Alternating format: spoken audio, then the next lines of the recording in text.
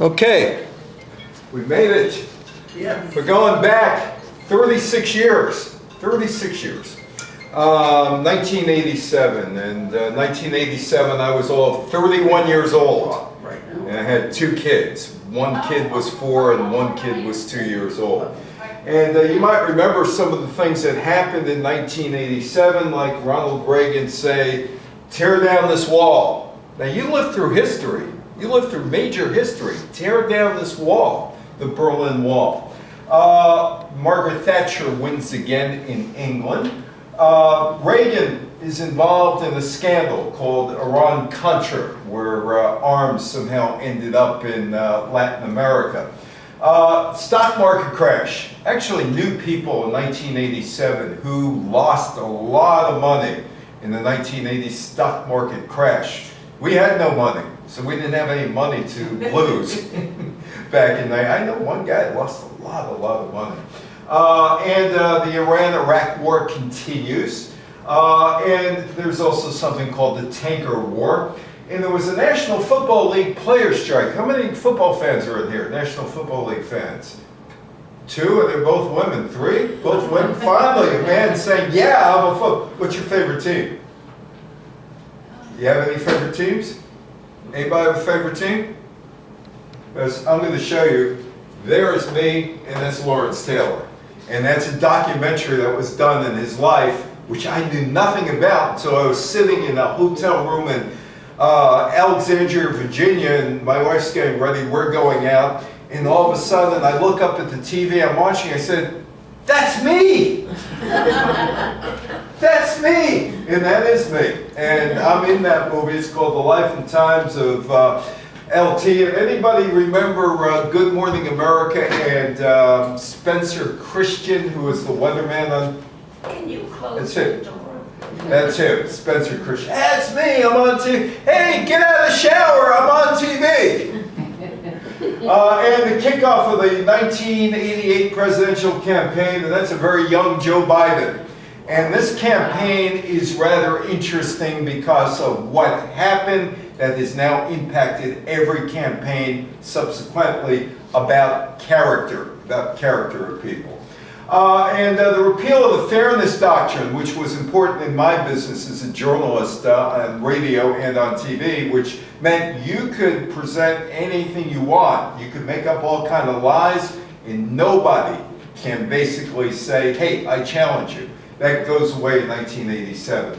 And there's a new network, it's called the Fox Broadcasting Company, which actually started in 1986 with one show, the late night show with Joan Rivers.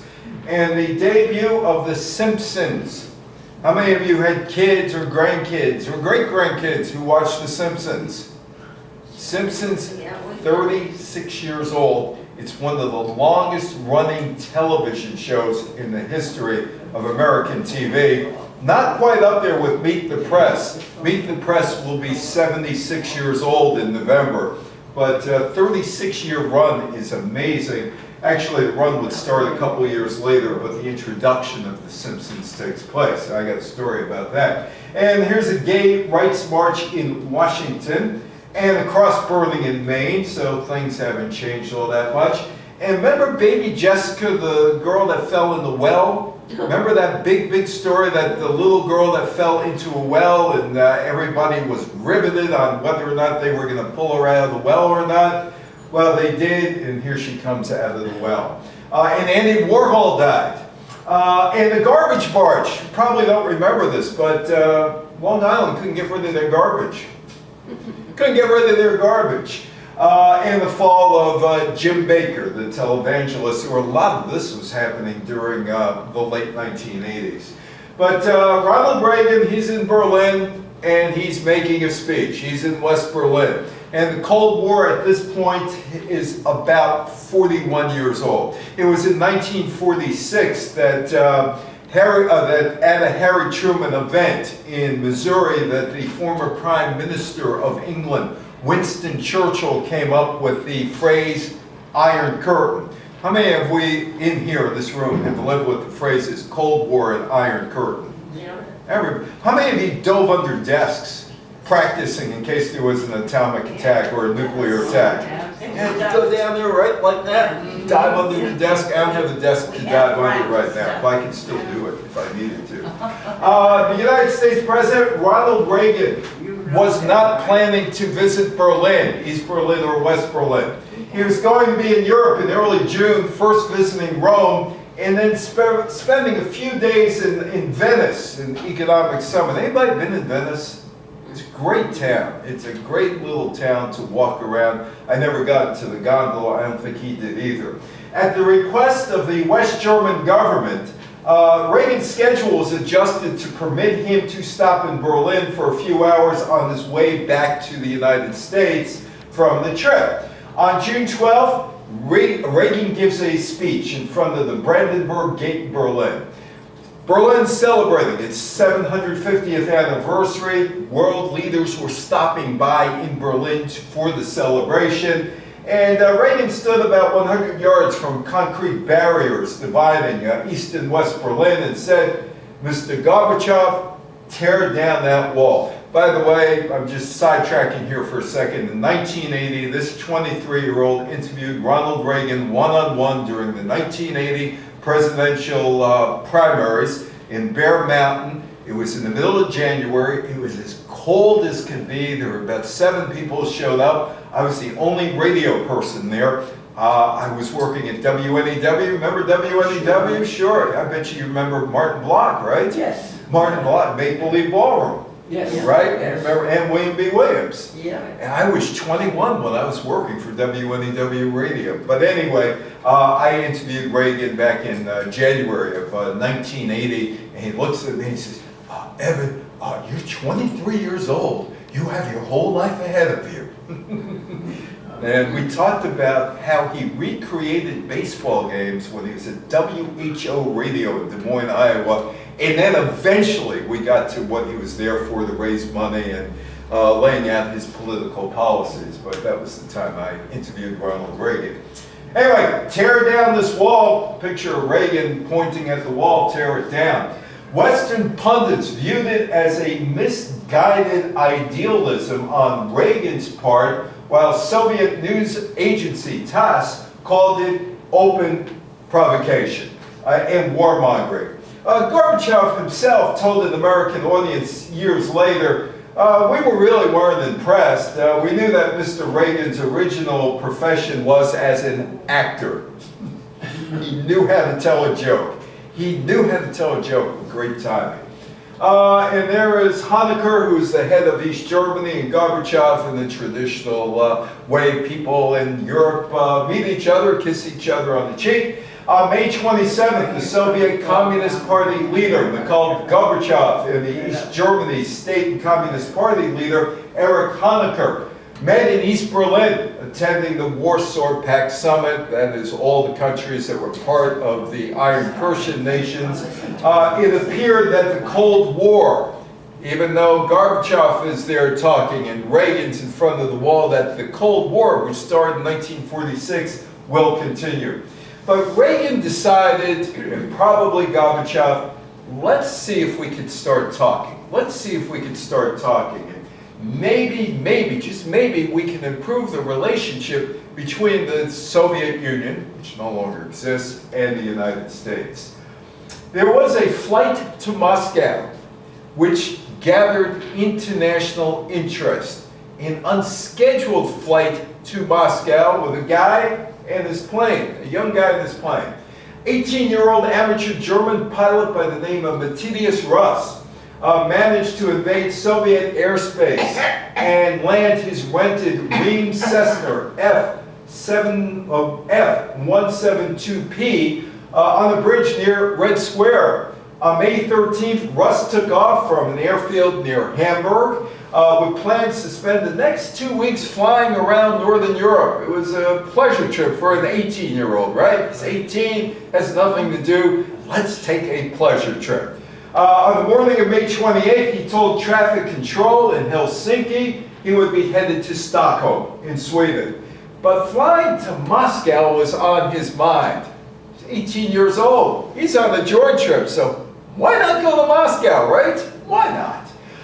Russ turned off his communication equipment and decided to fly to the Soviet Union. He went across the Baltic into the Soviet Union over now a separate country, Estonia, which is a beautiful country, by the way. I've been there. And immediately turned towards Moscow. Rust was soon detected by Soviet air defenses and tracked by several battalions of the 54th Air Defense Corps while waiting for permission to fire their surface-to-air missiles at this 18-year-old. 2 MiG-23s were dispatched to investigate.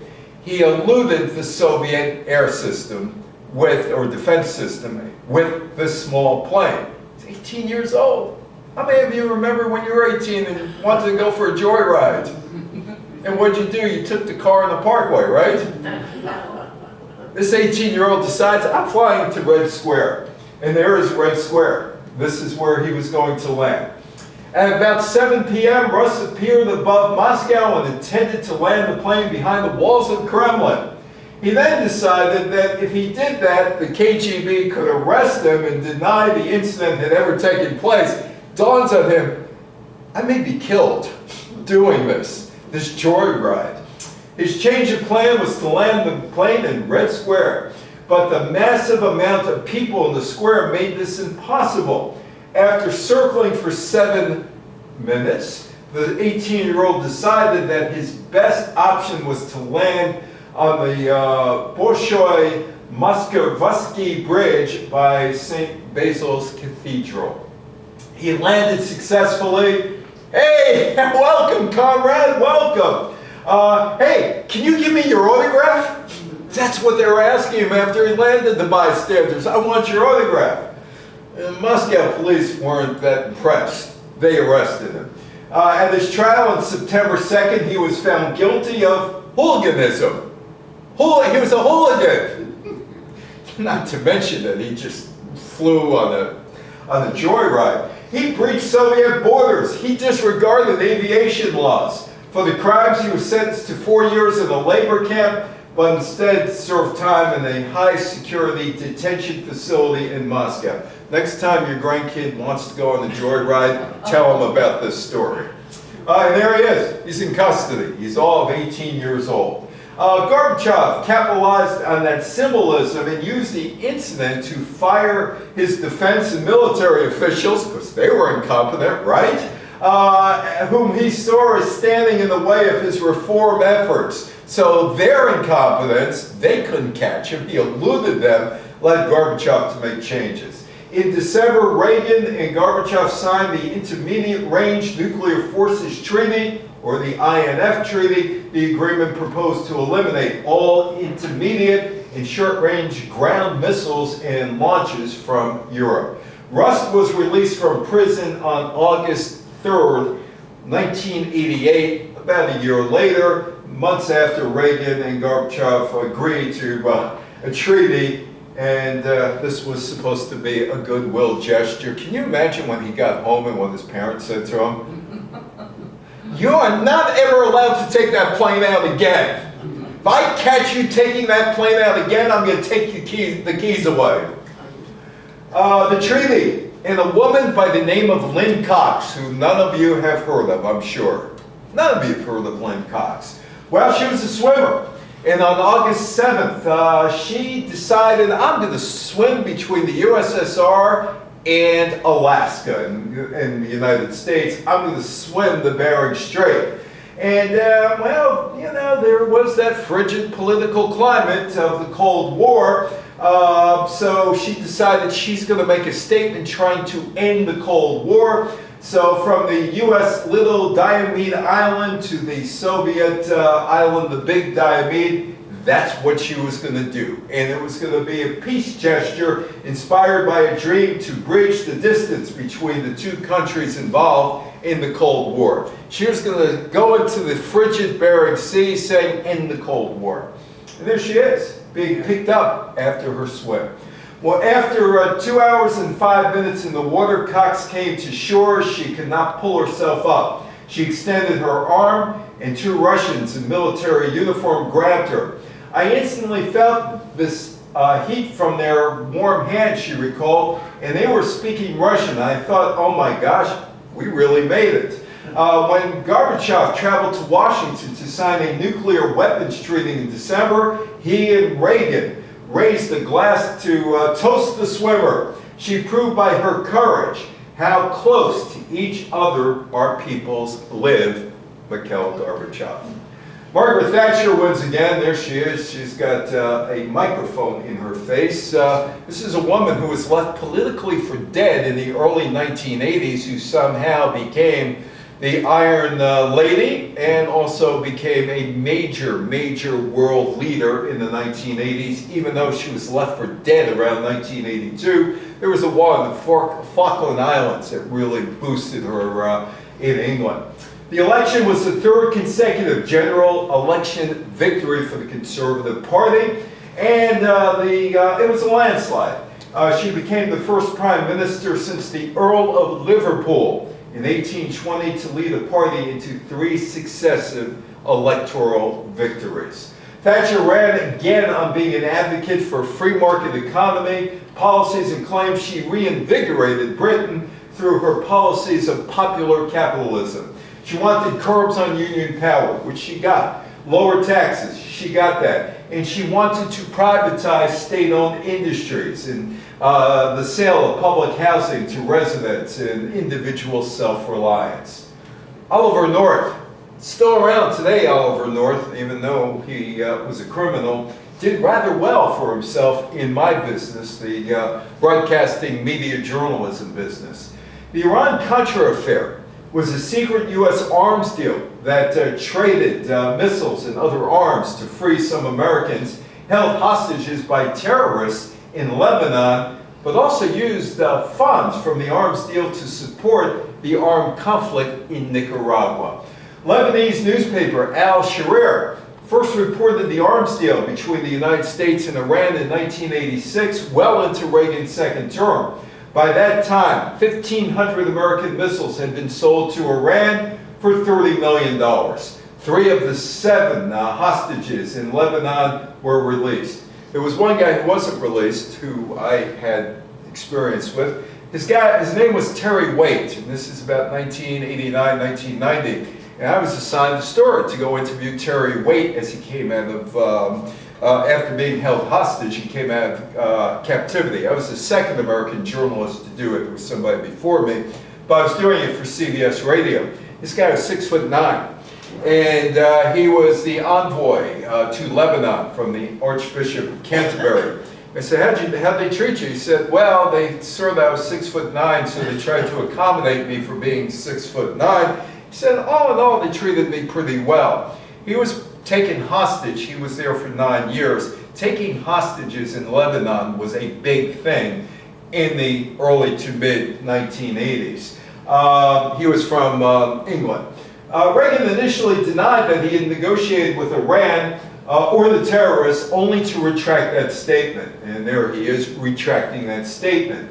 The Attorney General, Edward Meese, launched an investigation into the weapons deal and found that 18 million of the $30 million Iran paid for the weapons was not accounted for.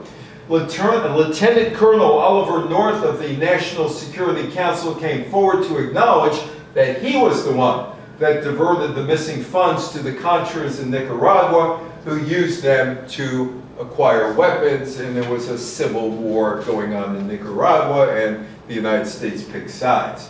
North said he did so with the full knowledge of the National Security Advisor, Admiral John Poindexter. He assumed Reagan was also aware of his efforts. An independent counsel by the name of Lawrence Welsh would launch an 8-year investigation into what had become known as the Iran-Contra affair. 14 people would be charged, including North and Poindexter. Reagan was never charged. Black Monday. Oh, Black Monday.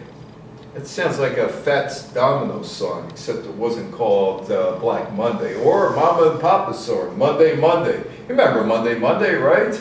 Can't trust that day? Yep. And the stock market in October of 1987, you just couldn't trust that day. Black Monday was the name given to the global, sudden, severe, and largely unexpected stock market crash on October 19. Stock markets raced up and down during the first half of 1987. Like I said, we had no money, so it didn't matter to us. But late August, the Dow Jones Industrial Average had gained 44 points in a matter of 7 months, 44% rather, stoking concerns of an asset bubble. In mid-October, storm cloud of news reports undermined investors' confidence and led to additional volatility in the market. There are the newspaper headlines. New York Post, crash. Daily News, panic. Bedlam on Wall Street, Los Angeles Times. New York Times also has a big headline splash about Wall Street, the Wall Street panic. The United States federal government disclosed a larger than expected trade deficit, and the dollar fell in value. The markets began to unravel, foreshadowing the record losses that would develop a week later. Beginning on October 14th, a number of markets began incurring large daily losses. On October 16th, the rolling sell-offs coincided with an event known as triple witching. Jim Cramer can explain that on NBC today if you watch Jim Cramer, which describes the circumstances when monthly expirations of options and future contracts occurred on the same day. By the end of the trading day, October 16th, which was a Friday, the Dow Jones Industrial Average lost 4.6%. Even before U.S. markets opened for trading on Monday morning, stocks markets in and around Asia began plunging. Additional investors moved to liquidate positions, and a number of self-orders vastly outnumbered willing buyers near previous prices, creating a cascade in stock markets. Like I said, I had no money, so it didn't affect me. It was New Zealand. That was the most severe case. The stock market fell 60%. Traders reported racing each other to the pits to sell. In the United States, the Dow Jones Industrial Average crashed at the opening bell and eventually finished down 508 points, which was huge back then. 508 points today is quote-unquote a market correction possibly, or 22.6%. Stock markets quickly recovered the majority of their Black Monday losses in just 2 trading sessions. The Dow Jones Industrial Average gained back 288 points, or 57% of the total Black Monday turndown. Less than 2 years later, U.S. stock markets surpassed their pre-crash highs. Black Monday, though, is a problem. Many market analysts theorize that the Black Monday crisis of 1987 was largely driven simply by a strong bull market that was overdue for a major correction. 1987 marked the 5th year of a major bull market that had not experienced a single major corrective retracement of prices since its inception in 1982. Now, there is a war going on. It's called the Iran-Iraq War. It's been going on since 1980, and it pitted Saddam Hussein against the Ayatollah Khomeini. Now, let's go back to the 1980s. Who are you rooting for in this war? Are you rooting for Khomeini, or are you rooting for Saddam Hussein? Or Saddam Hussein. Who are you rooting for? Which one? The Ayatollah? Let's hear it for the Ayatollah. Nothing. Saddam Hussein. Yay. The Americans were rooting for Saddam Hussein. Saddam Hussein. On September 22nd, 1980, Iraqi forces launched airstrikes on Iranian air bases following a ground invasion of the oil-producing border region of Kazakhstan. The invasion was initially successful by Iraq. They made territorial gains by 1980 in November. Iran enjoyed a large numerical advantage. Iraq had more sophisticated weaponry and a better trained officer corps, thanks to Saudi Arabia, Kuwait, and other Arab states, and support from Western nations, including the United States. By 1987, the war had become a protracted conflict, and Iraq was condemned for using chemical weapons. As part of this was a tanker war that was launched in 1984, when Iraq attacked Iran's oil terminal and oil tankers at Karg Island in the northern Persian Gulf. Iran responded by striking tankers, initially from Kuwait and later from other nations, that ferried Iraqi oil. And that's the USS Stark. And Reagan decides we can't have any of this. We need the oil supply. We better do something about it. In May, the guided missile from the frigate, the USS Stark, suffered 37 dead after an apparent accidental attack by an Iraqi strike. Ironically, it was the Iraqi attack on the USS Stark that helped pressure Washington into asserting its naval forces into the Gulf to protect international shipping against Iranian strikes in the Persian Gulf. In 1987, the tanker war threatened to disrupt global oil supplies. The Reagan administration had to do something, they felt. It re-registered Kuwaiti ships under the American flag, which allowed the U.S. Navy to provide military protection.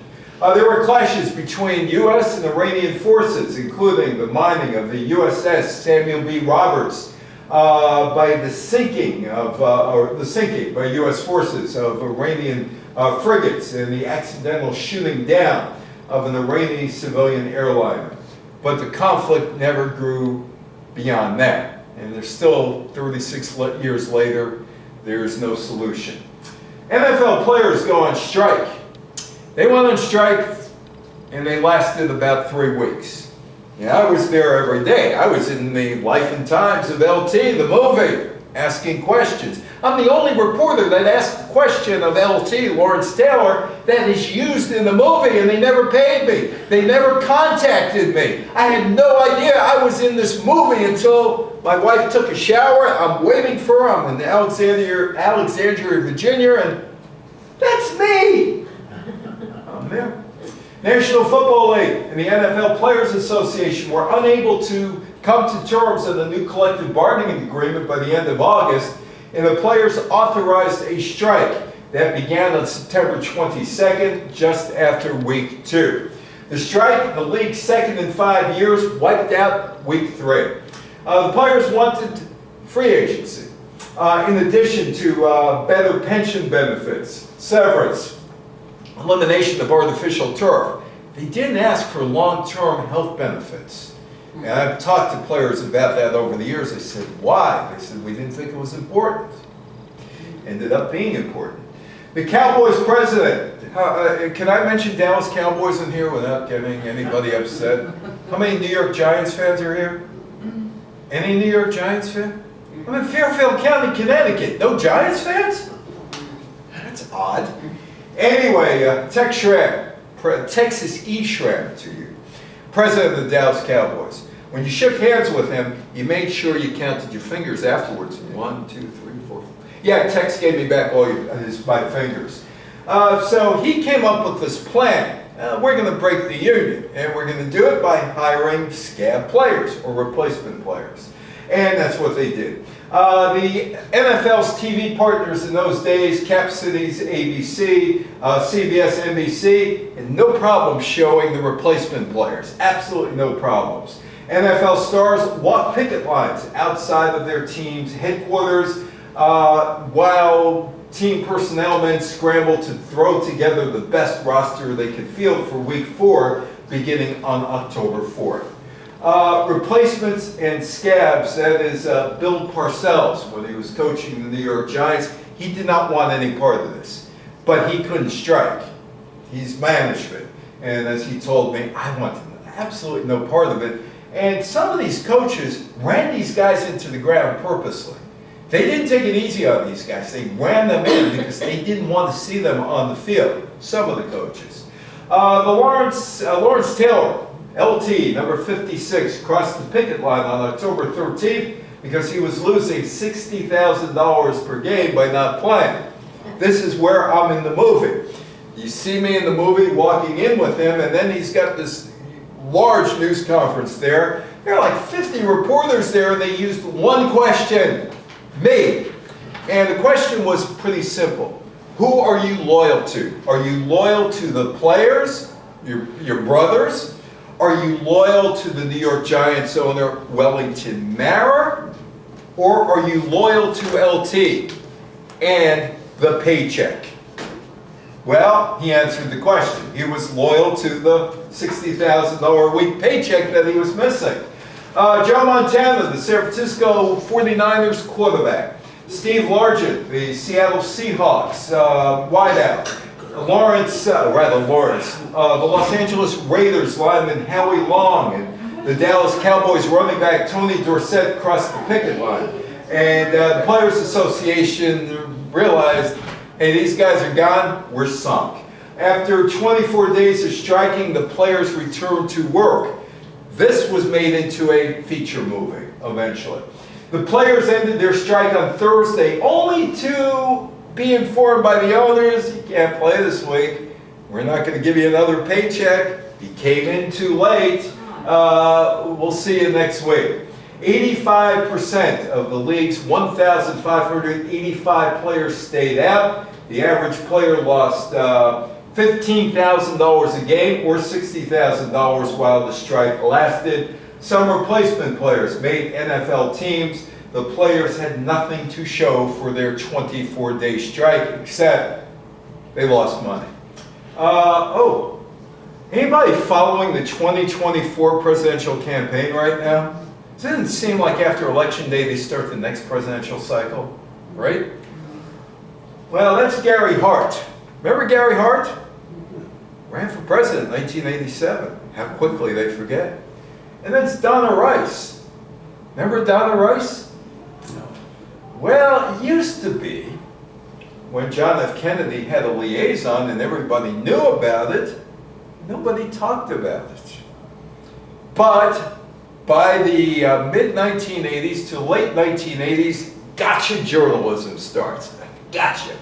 I got you. I have the evidence, and I'm going to present it to you. Gary Hart was a Democratic senator from Colorado, and he has a girlfriend or a mistress by the name of Donna Rice. Rumors began circulating about an extramarital affair involving the Colorado Senator Gary Hart, who was the leading candidate for the 1988 Democratic nomination for president. In response, Gary Hart challenged the media. Go find me. I dare you to find me.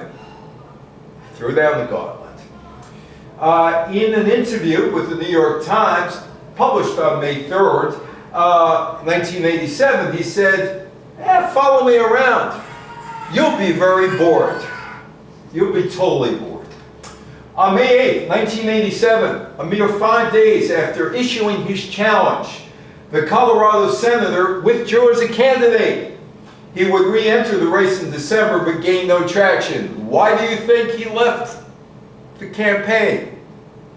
They ratted him out. A story in Newsweek around the time he formally announced his candidacy on April 13, 1987, these rumors, and while there were no specific allegations made, it quoted a former advisor as saying that Hart was going to be in trouble if he can't keep his pants on. Newsweek, keep your pants on. Keep your pants on. 2 weeks after Hart's announcement, the executive editor of the Miami Herald, a guy by the name of Tom Fiedler, got an anonymous phone call. The caller said she had proof that Hart was having an affair. Fiedler was unimpressed. And look, if you got a call saying, hey, this guy is, I have evidence, well, if you do, prove it. I don't want it on the phone call. Prove it. Show it to me. And you know what? I'm not paying you any money for it. Because as a journalist, I'm not going to be extorted by you and pay money for an interview. Because you're not supposed to. Except on TV, they pay money for interviews. National Enquirer. Donna Rice, what really happened? Gary Hart asked me to marry him. Exclusive photos of fun-filled weekend in the Bahamas. The National Enquirer. Fiedler got more calls. And the Miami Herald started staking out Hart. Miami Herald reporter Jim McGee caught Hart. McGee saw Hart's front door open at about 9:30, and a man and a woman emerged. It was Hart and a blonde on a plane. It was Donna Rice. Pictures soon appeared in the National Enquirer, and then in hundreds of newspapers showing Donna Rice sitting in Hart's lap with Hart in a monkey business t-shirt. Guess if you're running for president, there should be no monkey business, right? The news media rules of the game with regard to the private lives of politicians changed because of Gary Hart and Donna Rice. The announced candidates, that's Jack Kemp, and that's me. I had a career once. I was 23 years old, interviewing a presidential candidate in 1979, Spark Hill, New York, and that's Jack Kemp. Years later, I showed Jack Kemp that picture. He looked at me, he said, "What happened to your hair?" I said, "What happened to your wig? It's white now." Anyway, here were the candidates. Reagan is done. He can't run for a third term. The Democrats, the Arizona governor, Bruce Babbitt, the Delaware senator, Joe Biden, the Missouri congressman, Dick Gephardt, the Massachusetts governor, Michael Dukakis, the Tennessee senator, Al Gore, the Colorado senator, Gary Hart, the activist, Jesse Jackson, and the Illinois representative, Paul Simon, not to be confused with the singer, Paul Simon of Simon and Garfunkel. The Republican contenders included the vice president, George Bush, the Kansas senator, Robert Dole, the Delaware governor, Pete DuPont, Alexander Haig, who served in the Nixon White House, the former Congressman Jack Kemp, and the Reverend Pat Robertson. This is Mark Fowler. And Mark Fowler single-handedly in 1987, depending on your viewpoint, either enhanced or destroyed the radio talk show industry, depending on your viewpoint. Mark Fowler was the chair of the Federal Communications Commission from May 18, 1981 till April 17th of 87. He was appointed by Reagan, and he led the appeal of the Fairness Doctrine and spearheaded the deregulatory trend in the telecommunications policy and was a proponent of deregulation of television stations and radio ownership laws. Back in those days, if you owned radio stations, you could only own 14. You were capped at 14. 7 a.m., 7 FM. That was it, and you had individual programming. 1985, the Republican-led Federal Communications Commission decided that the Fairness Doctrine, or the Mayflower Doctrine, had a chilling effect upon free speech. Say what you want, but you can't. I'm going to prove against you. That was the chilling effect, somebody answering somebody. Fowler left, but the FCC panel under the new chairman, Dennis Patrick, repealed the Fairness Doctrine. 4-0 vote. 2 Republicans, 2 Democrats. All voted to get rid of it.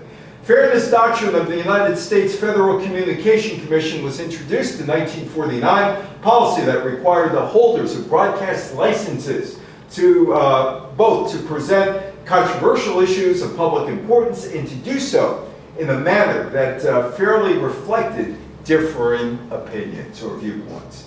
And there is the Fairness Doctrine. It had 2 basic elements. It required broadcasters to devote some of their airtime to discussing controversial matters of public interest and to air contrasting views regarding those matters. Radio and TV stations, not cable TV, not the internet, but radio stations and TV stations are owned by the public. You own them. It's public airwaves. The people who get licenses to use a frequency. They do not own the frequency. You own them, and me.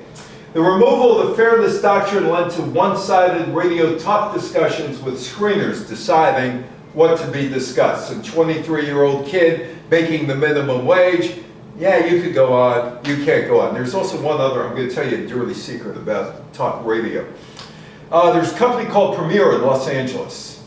And if you're doing a talk show, you can avail yourself to services provided by Premiere.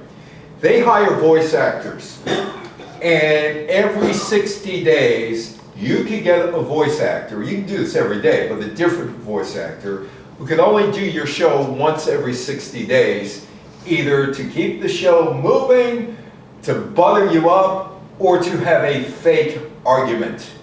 Look it up. Premier Networks, voice actors, help wanted for talk radio shows. And this is your role. New network starts. It's technically not a network. It's a syndication service, and if I was doing a more detailed talk, I would go into the difference between network and syndication service, but technically it's not a network. In October 1985, Rupert Murdoch's 20th Century Fox announced its intentions to form a fourth American TV network to compete with ABC, CBS, and NBC.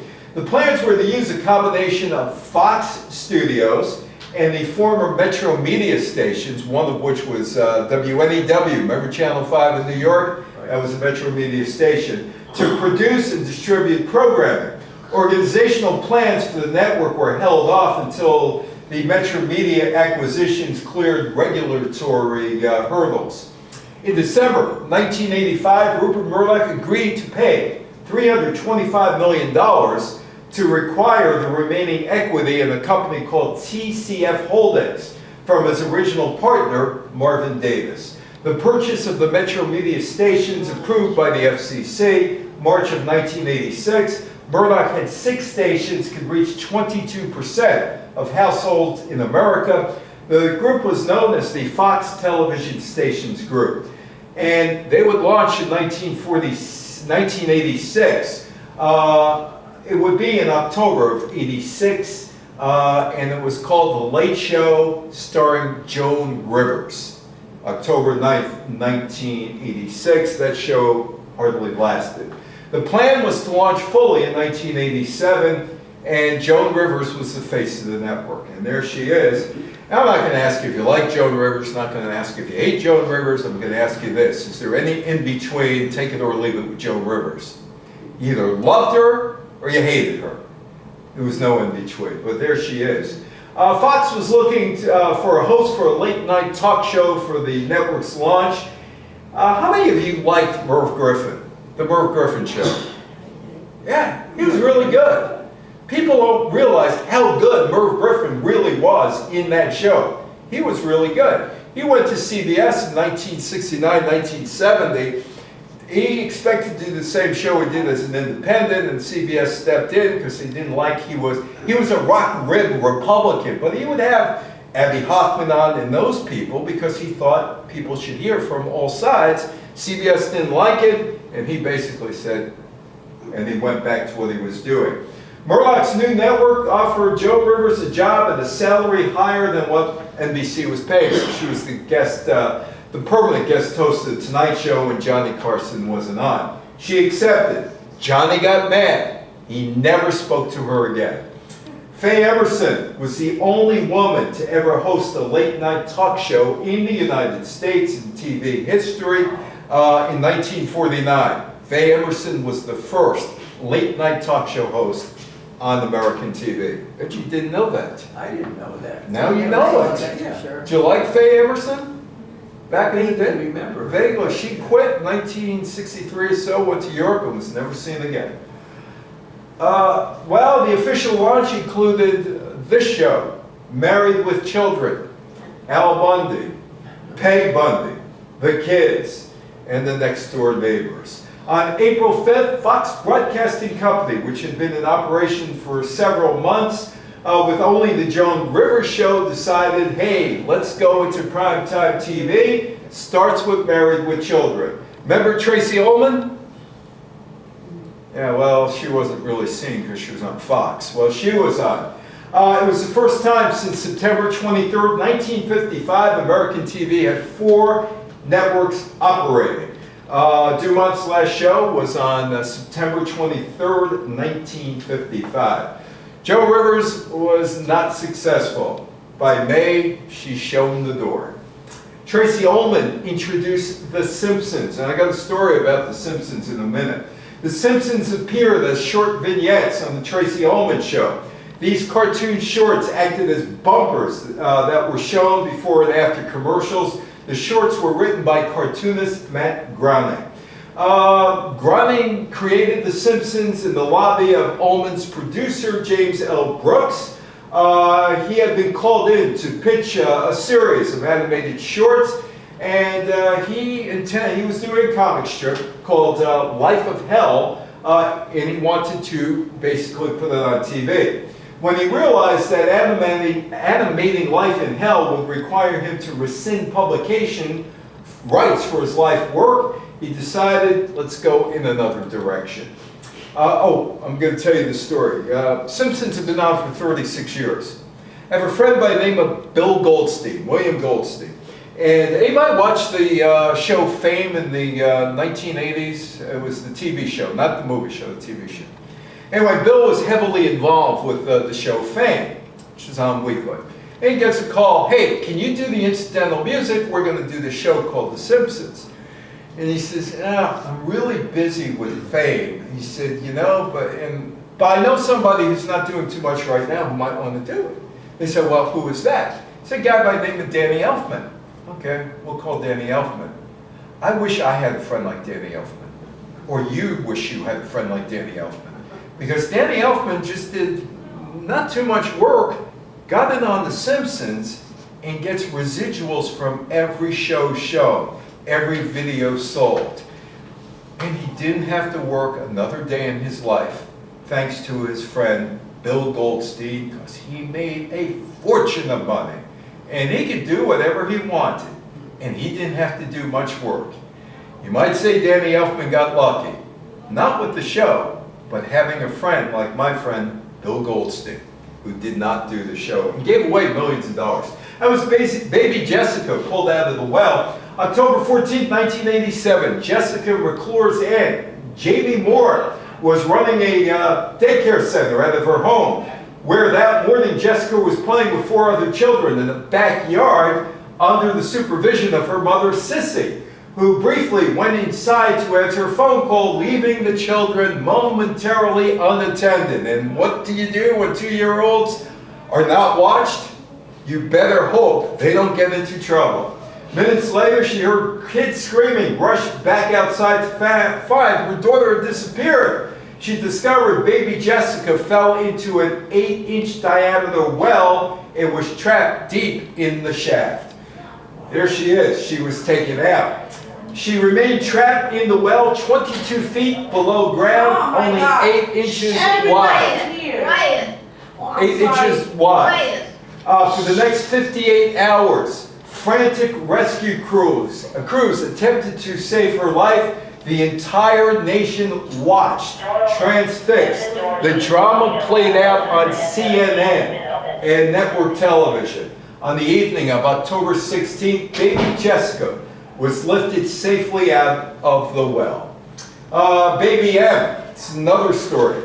Test tube baby. Mary Beth Whitehead, a Brick Township, New Jersey woman, was paid $10,000 after she was artificially inseminated. She was baby M's biological mother and claimed custody shortly after giving birth and fled New Jersey with the baby. William Sturm, the biological father, and his wife Elizabeth, who lived in Tenafly, New Jersey. I was in Tenafly yesterday. I wonder if she was in the audience when I was in Tenafly. Sued. The couple initially won, but the New Jersey Supreme Court later in 1987 awarded Whitehead parental rights, although the Stearns continued to have primary custody. The quilt. This is the AIDS quilt. On October 11th, the quilt was displayed for the first time on the National Mall in Washington, D.C. during the National March on Washington for Lesbian and Gay Rights. It covered a space larger than a football field and included 1,920 panels. 6 teams of 8 volunteers unfolded the quilt at sunrise as celebrities, politicians, families, lovers, and friends read out loud the names of the 1,900 people represented in the quilt. Cross Burlington, Maine, not too far from here, Maine. Part of a recruitment campaign on September 26, 2,000 Ku Klux Klan members burned a cross on a farm about 15 miles from Rumford, Maine. Klan spokesman James Farrens said that it was Rumford was chosen because of its central locations. There were anti-Klan demonstrations on the farm, which included students from at least 5 Maine colleges and citizens from across the state. Those demonstrators were further outraged when a white-robed Klansman passed them KKK information cards. Andy Warhol died, and it's too bad you really can't see this picture all that well. It's okay, I just don't know why. Anyway, that's Andy Warhol died. That's a Brillo box. How many of you go to Costco and see Brillo boxes? Or other boxes? Yeah. How many of you go see those boxes? Right? Anyway, are they worth money? No, you put your stuff in there. I can never understand this. Why a Brillo box? That's a Brillo box, right? Why a Brillo box, a silk screen or whatever he did, is worth millions of dollars? Can you explain that to me? This is the Princeton Art Museum. This is the Princeton Art Museum. It's a box that you could look at. It's a box that you could look at. I'm just going to shut this down. We'll catch up with them later. Anyway, it's a box. You know, it's worth all this money. It's in the Princeton Art Museum. It's where it is, the Princeton Art Museum. And there I am looking at it. And there's another thing worth millions of dollars. Andy Warhol's Marilyn Monroe picture. I don't understand it. But anyway, he died in Manhattan, February 22nd, 1987, 24 hours after undergoing successful surgery. He wanted to be a commercial illustrator. He started exhibiting his works in the late 1950s. He was influential. He's also a controversial artist. His New York studio was known as The Factory and became a well-known gathering place that brought together distinguished intellectuals, drag queens, playwrights, bohemians, street people, Hollywood celebrities, and wealthy patrons. And he is the guy who used the expression that everybody will have their 15 minutes of fame. The garbage barge is where we end up. Oh, I can't see that. There's the garbage barge. Folks on Long Island want to take out the trash. March 22nd, the barge set sail from Islip, and it wanted to dump 3,100 tons of trash in North Carolina. The plan backfired. The vessel searched for 2 months for a place to dump its garbage. Eventually, a deal was negotiated to have the garbage burned in Brooklyn on August 24th with all of its ash buried back in Islip in the landfill. The garbage barge was banned by 6 states and 2 foreign nations. They couldn't throw out the garbage.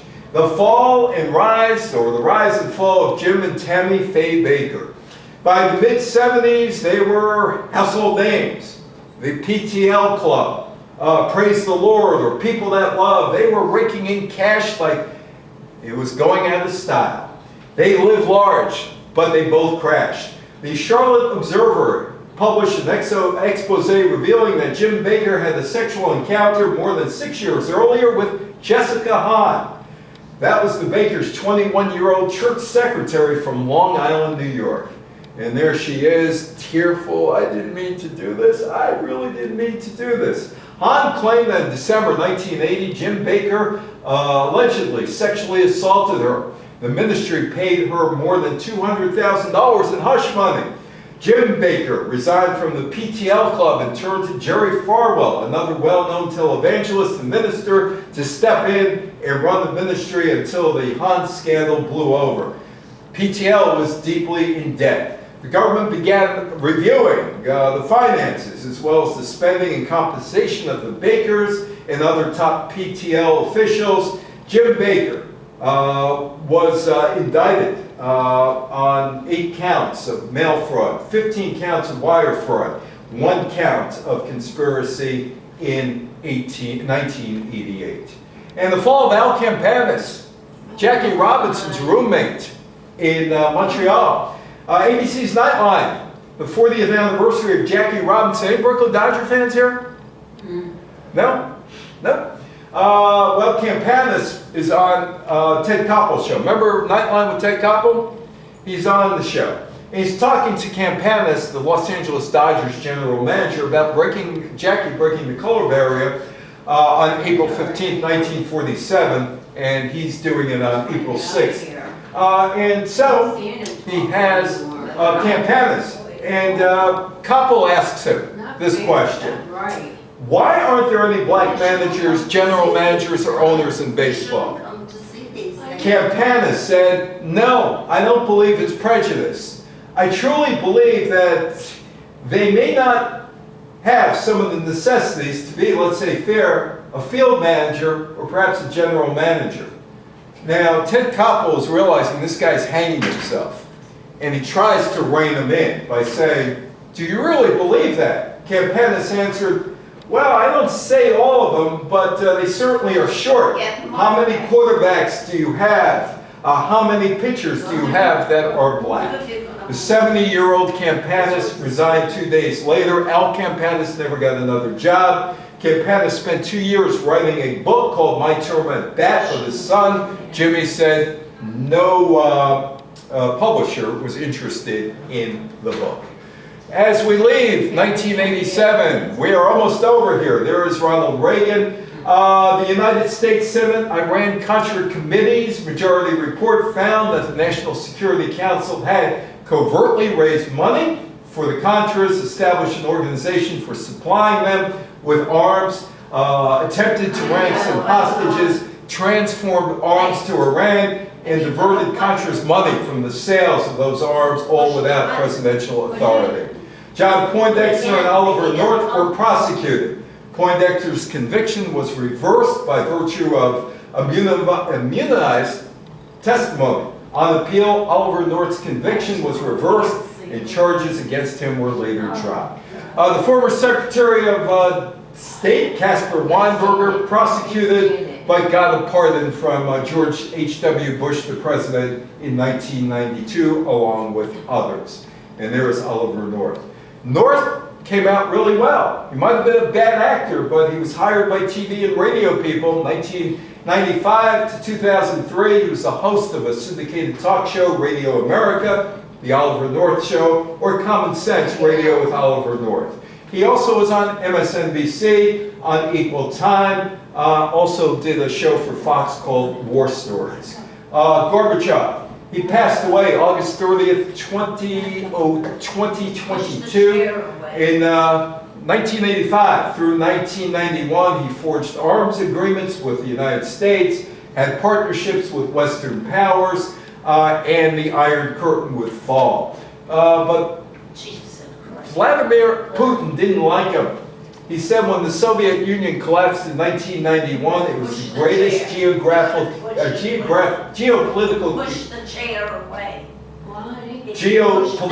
catastrophe of the 20th century. And that is a piece of the Berlin Wall. Soviet Union collapsed in 1991. West Germany reunited with East Germany in 1990.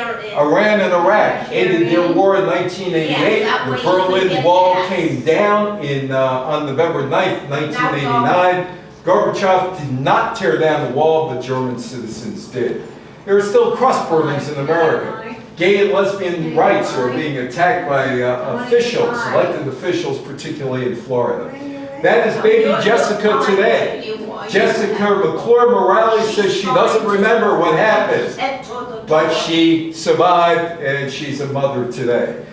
She did have to undergo 15 surgeries to treat medical complications, and she went without food or water for that long time. Arkansas, Delaware, Florida, Illinois, Massachusetts, Nevada, Tennessee, Texas, Utah, Virginia, Washington State, and Wisconsin now have laws for artificial insemination. In 2004, Melissa Stern legally had the parental rights of Mary Beth Whitehead terminated and said Elizabeth Stern was her mother. And there's Jessica Hahn. She became an actor or an actress. She also posed in Playboy. Jim Baker was found guilty on all of counts He ended up in jail, released, and he became a televangelist again in 2003. And during the height of the COVID crisis, he had a supplement that was to cure COVID. Donna Rice, and we will leave you with Donna Rice. The enormous publicity generated by Gary Hart in the scandal resulted in numerous lucrative offers. Donna Rice said no to most of them. She appeared in a 1997 ad, No Excuses Jeans, in commercials, advertisements for that as well. And she did well. And okay, we're back. She has become a spokesperson for Enough is Enough, whose mission is to regulate or make the internet safer for families and children. Notorious Russ also had brushes with the law, and he is a peace activist. Anyway, thank you so much for your time.